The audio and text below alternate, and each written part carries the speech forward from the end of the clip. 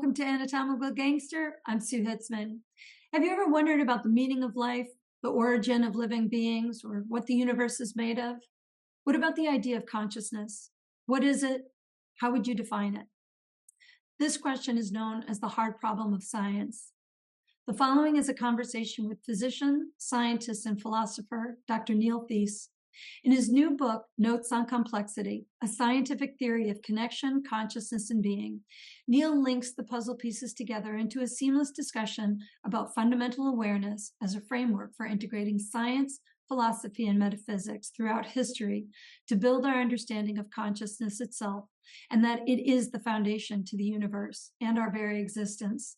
In this framework, awareness is the underlying reality, not reducible to anything. Therefore, it could be said that consciousness is that in which all experience emerges, with which all experience is recognized, and out of which all experience is made. A profound statement which means all of life and that which we experience, what's known as qualia, comes out of consciousness. Complexity theory offers a powerful yet delicately nuanced understanding of the nature of reality and our place within it as conscious, living beings. This book brings rise to the emergence of complex systems, evolution, and natural selection, and how complementarity in quantum physics gives rise to a deeper understanding of consciousness and life itself. From the infinitesimal to the infinite, complexity theory makes the link. Neil takes us to the exhilarating frontiers of human knowledge, and in the process, restores wonder and meaning to our experience of everyday life. In Neil's words, the universe is a shimmering web of complexity that continually births and nurtures life, tempting us to believe that life might even be its central purpose and most fundamental expression. I fully agree.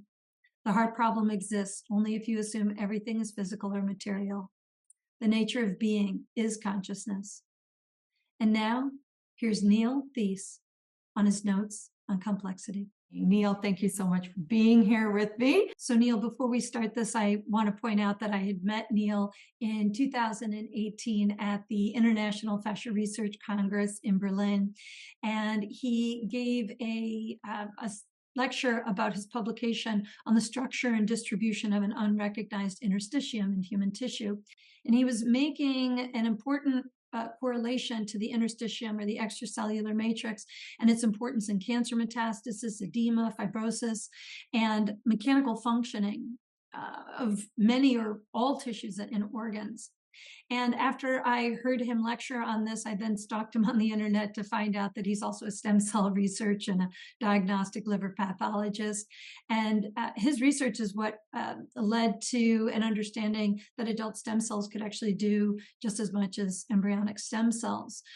But I also discovered that he's also a 30-year Buddhist practitioner at the village Zendo, and he has delved into mind-body consciousness studies, which is what this book is really all about. And I'd love to start the conversation off by having you describe how complexity theory could be sort of a generalized framework for considering the nature of consciousness to solve the hard problem by just considering the inputs from all three investigative domains of science, philosophy, and metaphysics. So it's called Notes on Complexity because this isn't, a complete history and elucidation of complexity theory. I'm not the guy to write that. I'm not a historian of science, and complexity theory hasn't been the primary focus of my academic work. I'm coming into it from medicine, from the stem cell work actually led me in. But I've been studying complexity, and in some cases with some of the masters, Stu Kaufman in particular, who's one of the founders of complexity theory and the driver for a lot of thinking about what complexity shows about biology. And complexity, the first half of the book is really about how following my nose into how complexity links everything together and following those links, and always getting the sort of sense that there was another step to go and another step to go, led me to this understanding that complexity theory really describes how the universe as a whole is a complex system, that there are implications of that are not just scientific, but are also spiritual and philosophical. That construct as of the universe as a complex system, or as I call it in the middle portion of the book, the boundless body. The universe is a single body of which we are all seamless parts. Even though day to day we recognize ourselves as separate, and you're bounded by your skin and I'm bounded by my skin. You know, you work with um, adept body workers of all kinds who have intuitions about how their body is meeting the body of the person with whom they're working, and it isn't a skin to skin thing. It's a molecule atomic energetic interweaving. You know, there's um, speaking to a lot of people in your world because of the interstitium stuff, which brought me into dialogue with so many terrific people, um, and my own experiences of having, uh, you know, undergo. I've been Rolfed. I need this stuff. I have Ehlers-Danlos syndrome. So I have this weird collagen thing, making my body a little bit of a torture prison, and so the transformational work I've had from Rolfers and cranial sacral workers, or just intuitive healers, and how when you go into a room with someone like that, it ceases to be about their body and my body. Something else is happening on deeper levels. And so, as I said, you know, the whole universe from a complexity standpoint is a boundless body. It is one body with no separations. But that doesn't answer the question of how we are conscious. And so that's the fact that this doesn't answer that question. That is the entry to the final section of the book.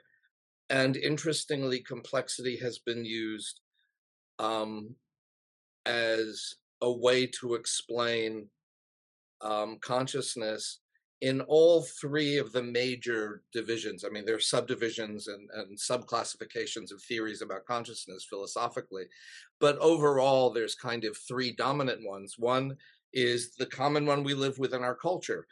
The, the brain makes the mind. Uh, the brain is a gland where it secretes thoughts. um, and there is no mind outside of the brain apart from the brain. And in there, we get what David Chalmers referred to. You mentioned it, the hard problem of consciousness. All the cognitive neuroscientists in the world, with thousands upon thousands, tens of thousands, maybe hundreds of thousands of papers on imaging or measuring the brain in a variety of extraordinary ways, can correlate mental states, thoughts, experiences with things in the brain. And they can do that repetitively. And so the tendency in that field is to say, this is the demonstration of how brain makes mind. The structure and functioning of the brain in this way creates this experience of seeing or smelling or remembering or whatever. But as David Chalmers pointed out, and there's never been a good answer, is that all of these are merely correlations. Right. And that's a big thing, right? Is that the neural correlates, like we can kind of make the association, but you're right. I mean, like then there's like, yeah, but how did that start? You know? Right. Well, and it doesn't show causation. Right. And, you know, so the neuroscientists themselves have to constantly be saying neural correlates of consciousness. Mhm. Correlates. They happen together. They correlate together, but that doesn't mean that one causes the other. Um, and so, and no one's been able to answer that problem from the point of view of materialism, which that the mind arises from this incredibly complex, and it is complex, not just complicated, tissue we call the brain. It is not giving rise to thoughts. It's associated with experiences. Mhm. So one way that was very unpopular for many years, but has come back into popularity because of this manifest failure, is a cluster of ideas called panpsychism. That, well, maybe there are smaller forms of consciousness, and those aggregate into larger, more complex forms of consciousness. So back up. So complexity has been used by materialists to say, well, complex systems self-organize and give rise to these emergent structures that are not predictable. And emergence is the big thing there. So the shape of a murmuration of starlings is an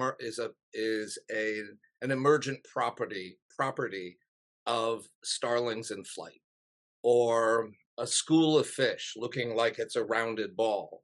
That's the emergent property arising from how the fish are interacting with each other. Well, yeah, like me, right? I mean, Right. me too, You're right? an emergent property of your cells and your tissues and your fluids and your molecules, et cetera, and the environment around you, et cetera. And that's, part 2 of the book, all of that. So why couldn't mind simply be a surprising emergent property arising from the brain? And it could from a complexity standpoint, but it doesn't answer the hard problem. And so people have said, well, maybe cells are conscious and they self-assemble into greater, more complex consciousnesses. Um, some people have said maybe there are subatomic particles that carry consciousness that we haven't identified yet, that quantum theory isn't complete. There are some people who say that space-time itself gives rise to consciousness. But then the problem and complexity comes into this as, well, how would all these interacting tiny consciousnesses give rise to the aggregate consciousness that recognizes itself as me?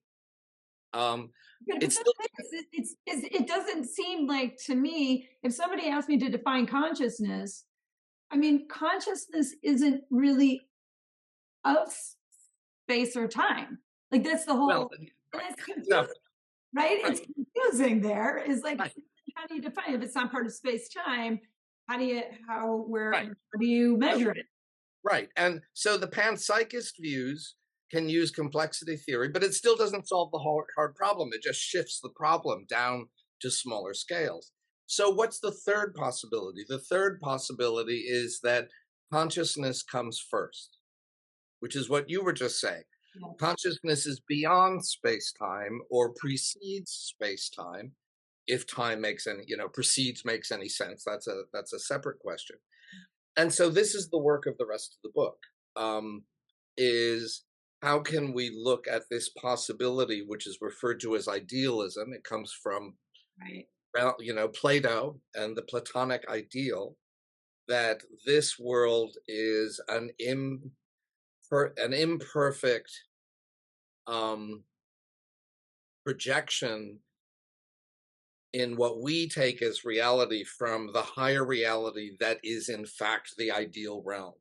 And this is the beginning in Western thought of this notion that the world is non-material. And it comes down through all our major philosophers, um, Spinoza, Kant, Hegel, all these big shots who we know their names. We know the Monty Python song. I Exactly. personally couldn't keep them straight until I started getting into this work. But this is where it starts to meet up with insights from contemplative practices, where people have explored the mind the way a scientist explores whatever is on their benchtop. Um, the meditator is exploring their mind to see how the mind is within itself. The problem here for contemporary science is that empirical science means there's a separation of subject and object. I'm the scientist looking at my stem cells on the benchtop. But if I'm the scientist looking within my own mind, I am my own subject and object. So that's not scientific. So in our worldview in the 20th century, that's been forbidden. But quantum physics undermined this directly by showing that there is no separation of subject and object at the quantum level. And this is where, in the book, complexity comes back in, because complexity shows there's no separation of subject and object in the everyday world either. Just as we were saying, are you and I'm me, and we can study each other? Or are we actually part of a seamless living entity What that is mistakes itself for being able to be objective about it? itself? So The question, where is consciousness, is kind of what you're saying is it's not a good question because where implies a location in space and an existence in time, but my consciousness is not in space time. So consciousness isn't really in my brain. My brain is just what translates the images, thoughts, the feelings, the sensations. So I'm experiencing by being conscious. I experience because I'm conscious. So okay, so let me ask you, so does this have a relationship to the definition of qualia, or that notion that I can experience, say, the image of a blue door? But what's meant by the word is the qualities of experience, the experiences of a quality, the experience, classic thing. This is the one I use in my book, but it's a classic, probably started from David Chalmers. The red of a rose, the sweet smell of a rose, the pain when you prick your finger on a thorn. Um, we can map the neurochemical, cellular, electrical pathways from our sense organs in our body into the brain, and we know how that works. But that doesn't tell you how you experience red or the scent, the perfume, or the pain.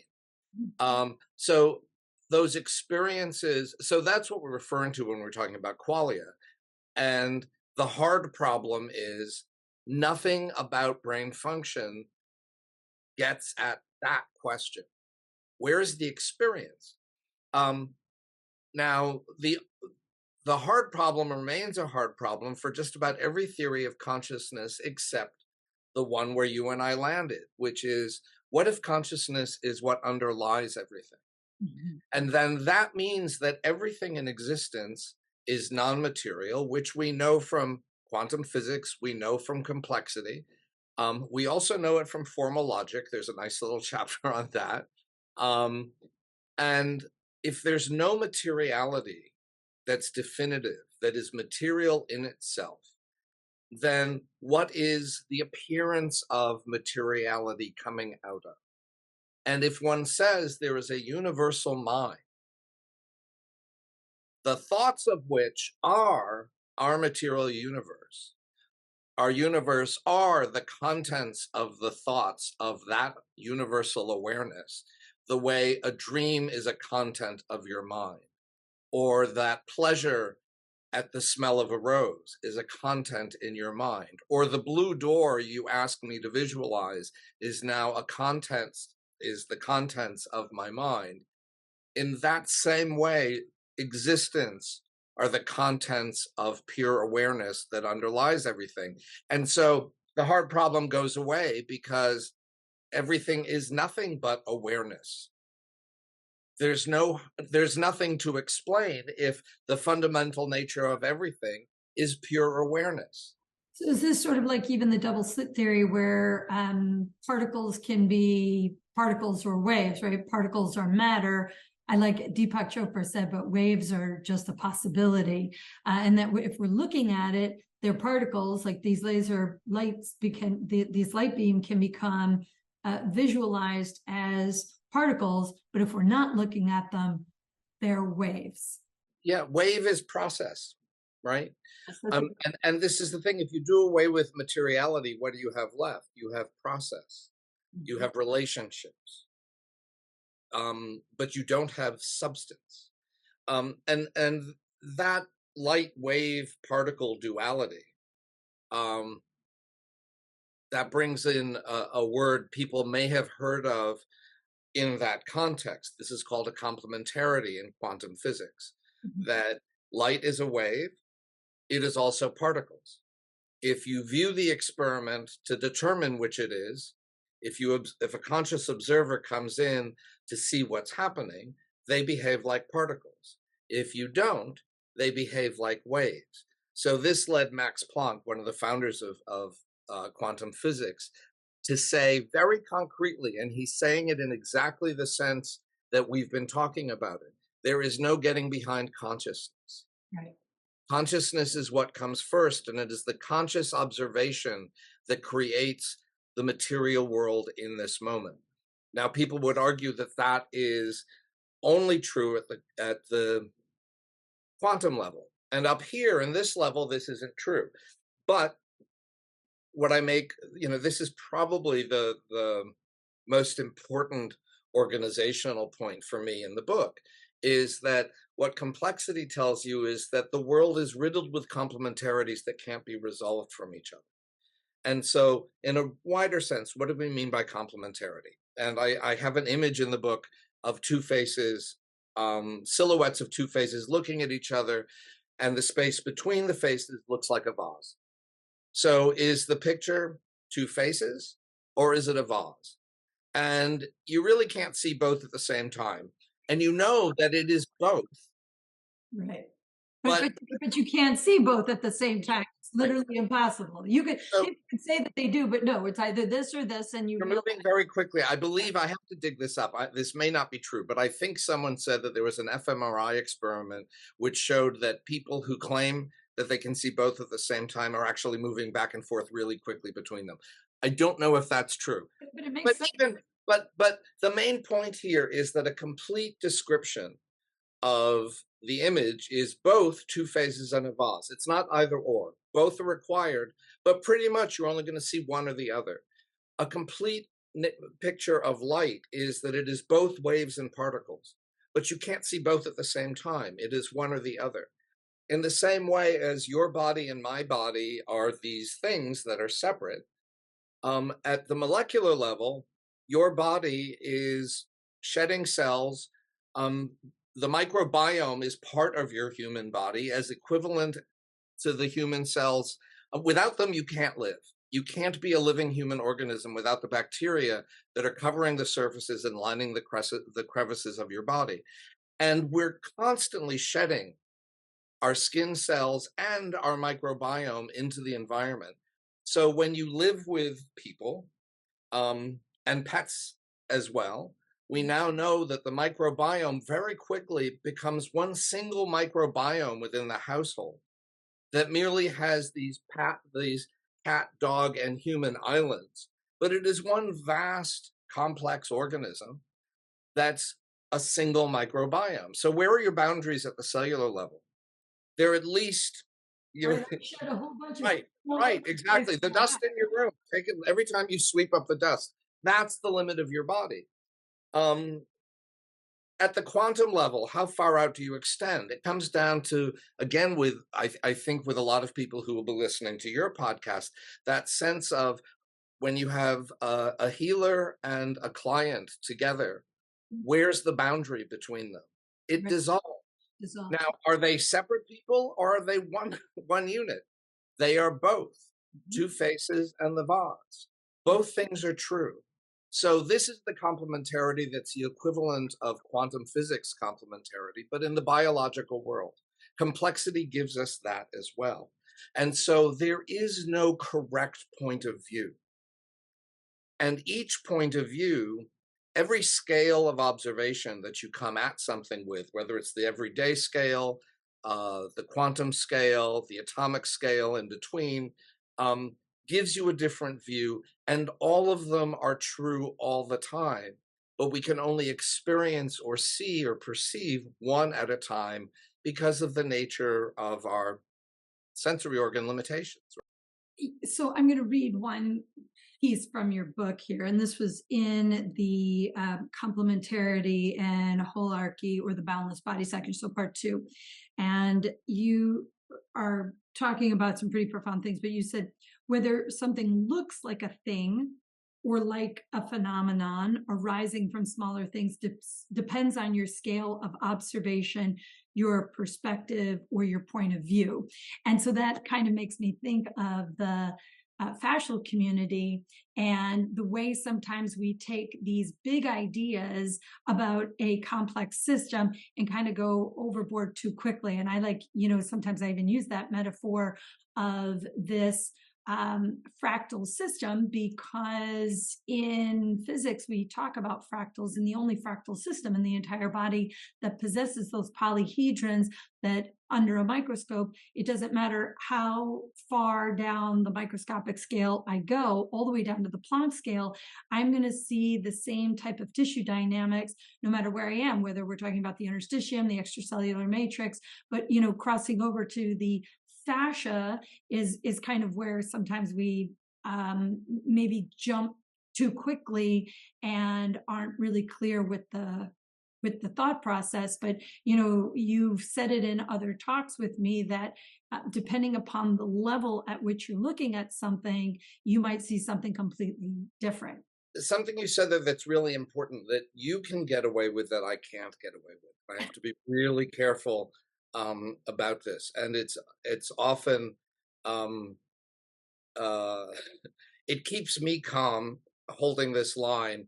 It drives some of my friends in fascia world a little crazy, that they can't push me quite over the edge.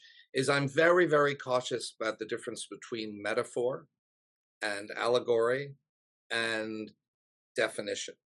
Sure. Um, so the what you're saying about and you said it. I mean, your way of looking at the interstitium slash fascia, um, and we can discuss Yeah, that. I should say extracellular Yeah, matrix. Like when I say yeah, fascia, I'm kind of like, again, I'm right, kind of I like to make it a little simple for people. But again, if we go down to the microscopic level, we're talking extracellular matrix, which is what I'm talking right. about. And Fractal. and then what? And then the separation between fascia world and what we were coming in with, and this is as we discussed in Berlin, quite clearly. Um, Saying that what we saw was novel was because in allopathic medicine, the guardians that are overly rigid and uh,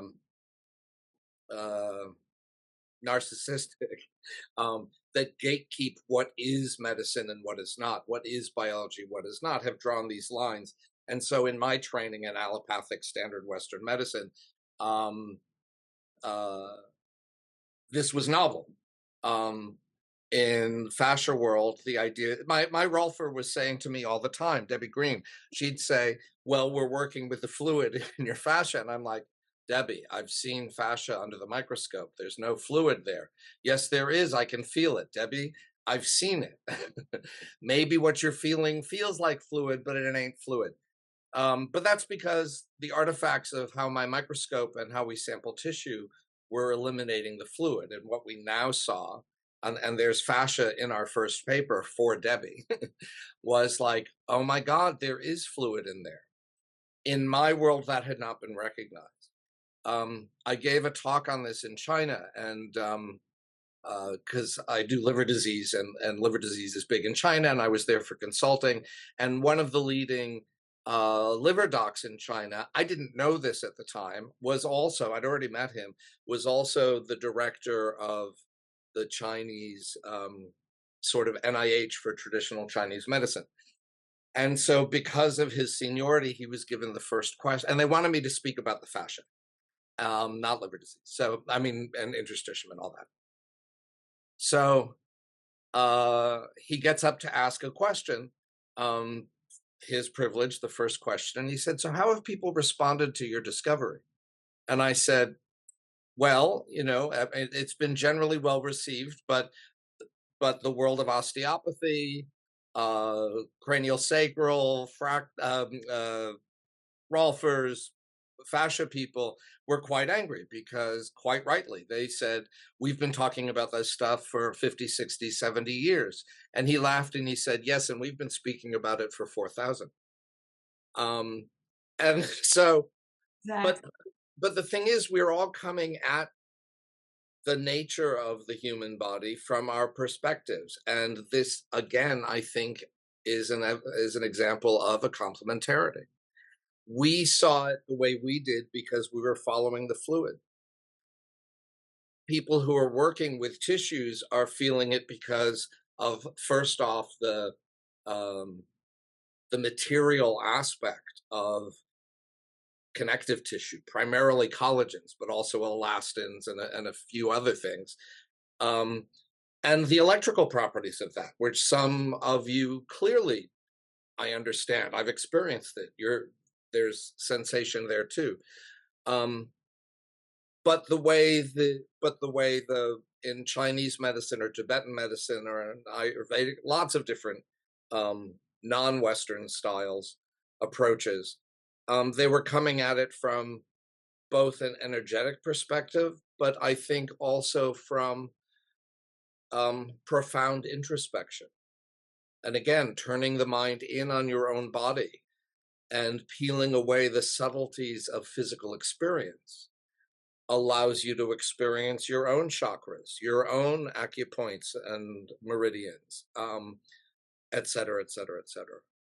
So to me, complexity theory, as well as my historical experience of this whole interstitium thing and the way it's brought me in contact with all these different cultures of health and healing, emphasize that there is no single view.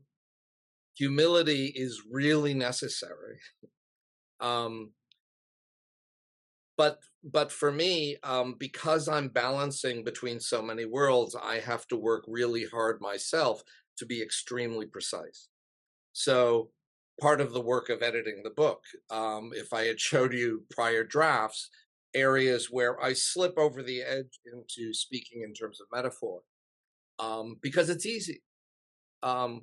But my job is the hard one of no, strip all that away. Then I can hand over something that, if a hardcore materialist comes at me, which they're starting to do, it just only took a few days for the book to come out, and already my head's on the chopping block. But I have to be able to defend the rigor of every sentence. However, the way it sparks your imagination, I've been reading your posts online as you have been reading the book, not about the book, but triggered by the book. Bingo, the book is doing the kind of work I want it to be doing out there. Uh,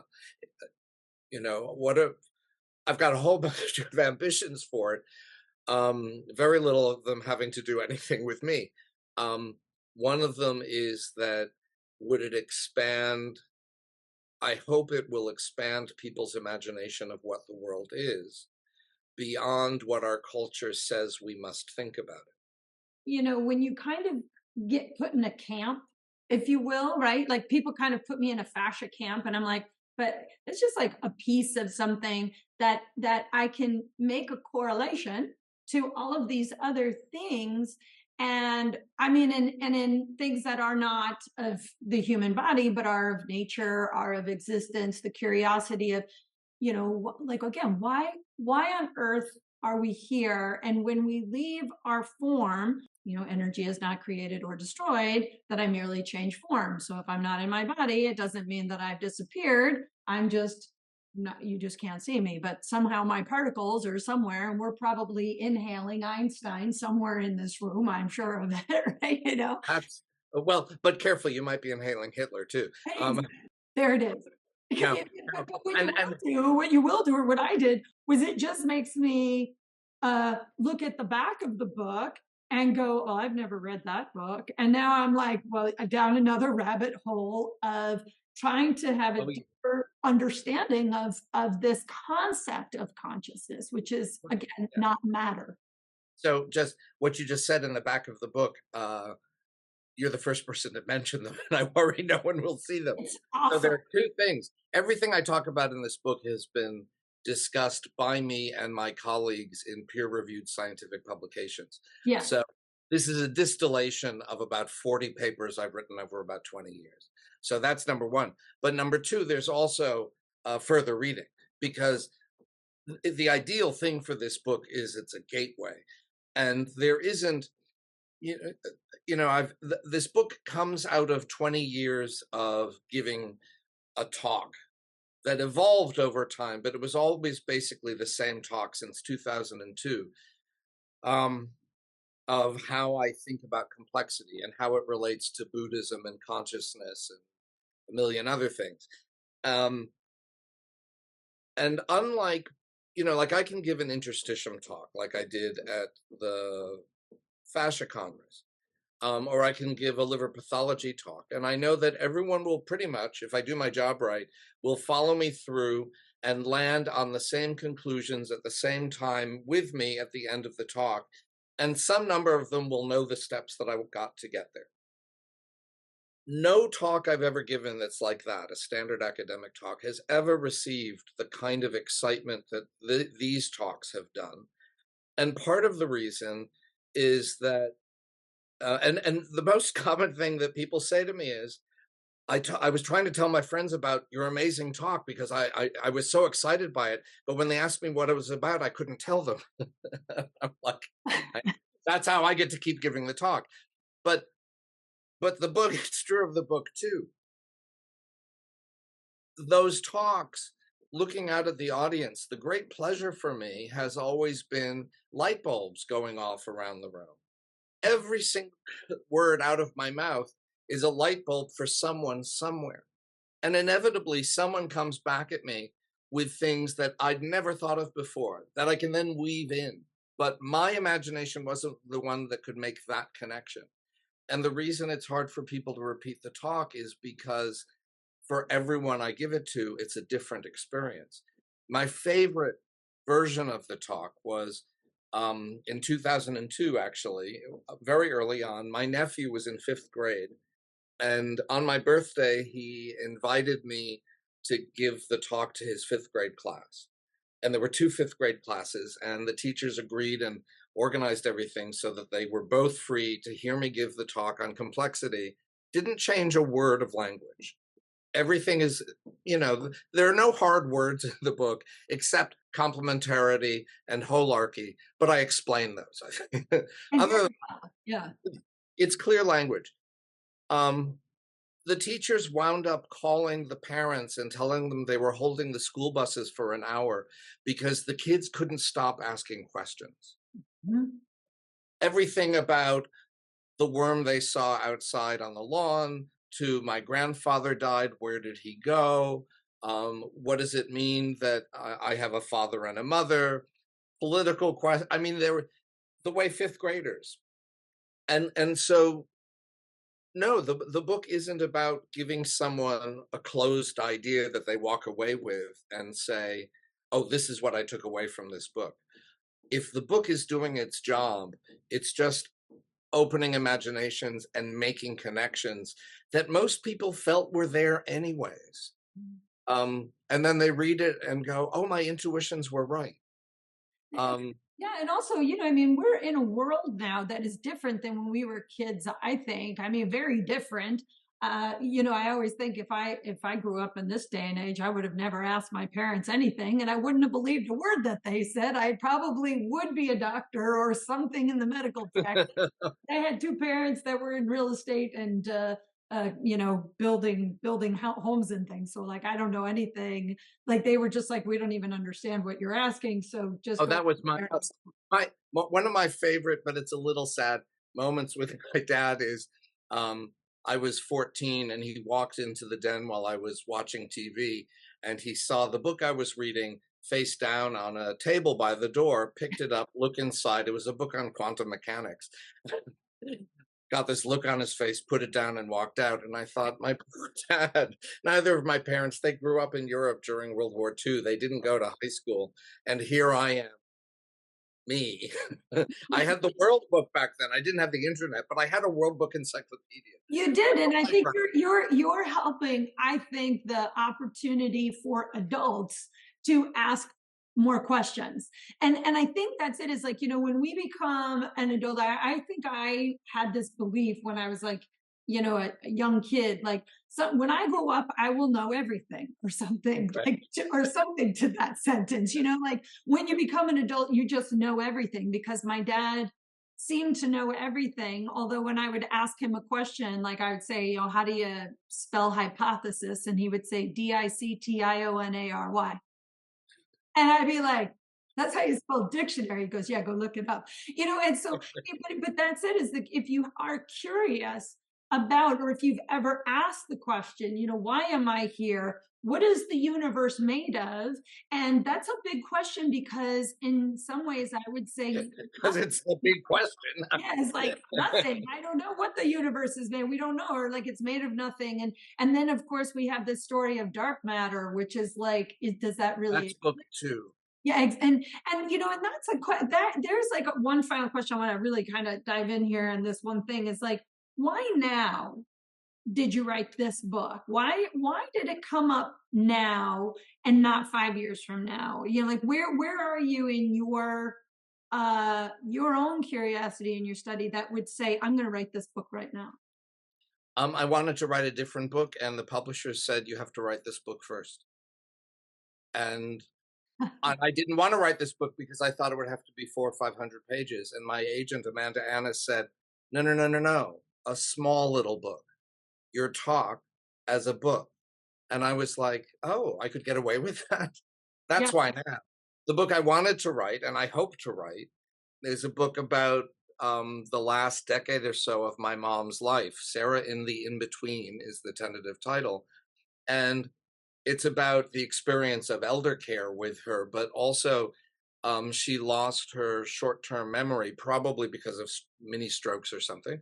And but she knew who everybody was. She thought very clearly. She sort of just couldn't remember the last 5 minutes, a little bit like a stoner, which was kind of fun to finally see. And she started having experiences of other planes of existence and non-material beings who would come visit her, some of whom I could confirm. And so that's and and now I see, no, no, no, this book had to come first. Well, And this book couldn't be about that stuff because no one would ever read it. I mean, and I hope everybody goes and reads this, because I would love to have conversations with people who read this book.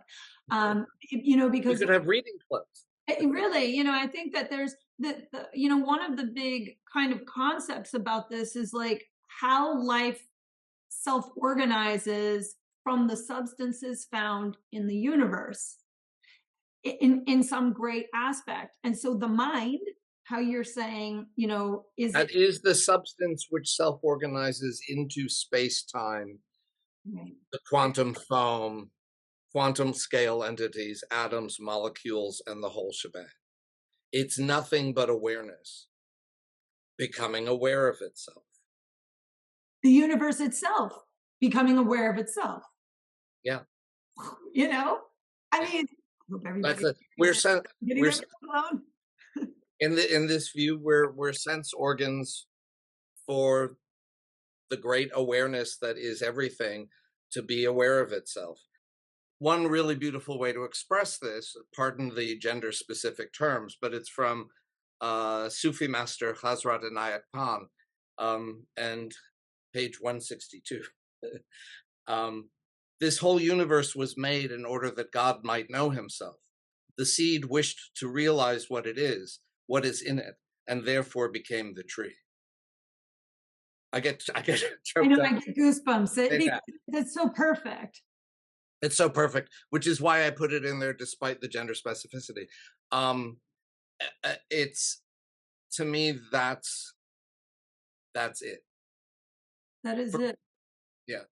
That is it. I mean, it really, I think that it sort of summarizes the idea of just the existence of being, of the connection of all things, of why we exist. And I always say, I think that it's not a coincidence, or maybe it is, that you meet the particular type of people on your journey that are going to help you gain that spiritual enlightenment, if to use those words, to expand your belief of the thinking self, that there is so much more to understand about consciousness, and to understand that that word is not just I'm awake, so I'm conscious, right? That there's an underlying, it is the foundation of all things, that consciousness comes before. It's not a result of, yeah.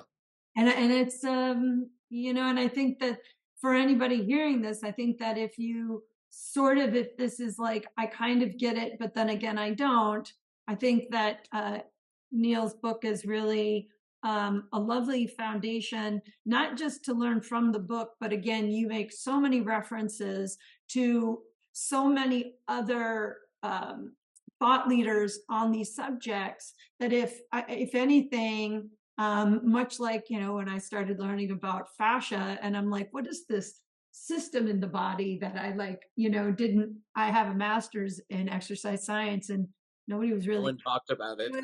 And to me, it's like, it's the most abundant material in the entire body that's hiding in plain sight, that it's not like we didn't know about it, but we weren't making a correlation of it to actually doing something to basically understand the very fundamentals of my biology, of my life. And so, in hearing somebody like Alan Wallace, who is a Buddhist scholar, talk to somebody who is a physicist like Sean Carroll, going kind of head to head on these two ideas, that Sean Carroll would say, yeah, when you go, that's it. There's nothing more. And of course, Alan's whole thought is, if we don't know where we come from, how do you know where we go? Where we're going. It's hubris. It's pure hubris. So, no matter who your teachers are, no matter what it is you learn, no matter what it is there's certainly so much more out there to pick apart and to begin to learn. And much how you say, the emergent properties, that where you see some sort of organization, there is a little disorganization always in this microcosm. And without it, things would not continue to evolve or to become or to be. And so I think there's something here where I hope people will go down the rabbit hole with me in now all of these things in the back of the book and all of my notes, and thinking, you don't know what you don't know until you know it, and then you can't unknow what you start to learn. And so, it's I think it challenges the idea that religion is, we come from a God, and a God is the creator, or maybe the consciousness is the creator, and okay, you can call it whatever you want. And all of these words, the thought here is that we are the constructors of these words. All of these things we created. So I think when you're saying it is only awareness, because we're the ones creating the words, the thoughts, the feelings, the images, and everything else, which is the very fundamentals of existence itself. That's easy. It's easy. And it has a lot to do with complexity theory, which, Neil, again, thank you so much for just being just a bright light, and for coming into my world where I get to continuously learn from you and find your research papers. And, again, when you realize how much somebody has already done to pave such a path, all we need to do is just stand up and walk down it a little bit, and you'll find so much there. So, yeah, thank you. Thank you. Good luck with the book. And again, you guys can find this book where, Neil? Where can people? It's in bookstores now and pre-orderable online. Indie bookshops are good. Amazon, if you must. It goes on sale officially May 9th, but it's already apparently in bookstores. So I love it. And of course, you guys can find out so much more about Neil's work online. Again, I stalked you for months and months and found so many things that you've done. I just, if I could just not work and maybe win the lottery, I would have time to read everything that you've done. Yes. But when did I have the time to do this? I don't know. Well, I look forward to giving you a hug, and not just be virtual when I'm back in New York. And again, please do. Thank you so much, everybody, for checking us out on Anatomical Gangster. And I hope that we've broken some complicated shit down for y'all to understand a little bit better and get you curious to learn more. See you all soon. Bye.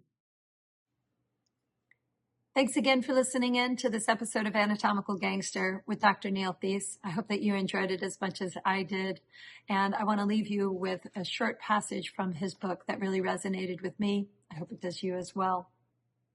Knowledge of facts and theories alone, no matter one's particular level of genius, is usually insufficient for true illumination. This remains true even if one is an Einstein, a Heisenberg, or a Gödel. But such facts and theories can give one the confidence that what one finds when one looks within are not mirages or fantasies. You are this body, you are these molecules, and you are these atoms, and you are these quantum entities, and you are the quantum foam, and you are the energetic field of space-time, and ultimately, you are the fundamental awareness out of which all of these emerge. Planck moment by Planck moment, this very body and mind, this very heart and soul is the transcendent reality. It was never somewhere else, something we had to reach for or travel to. It was just this body in just this moment. And I have endeavored to show our best, most modern sciences and philosophies confirm such perceptions to be accurate and true. I would say, yes, Neil, you did just that. And again, thanks so much for writing this book and bringing your education to us. Thank you all again for watching Anatomical Gangster. I'm Sue Hitzmann. See you soon.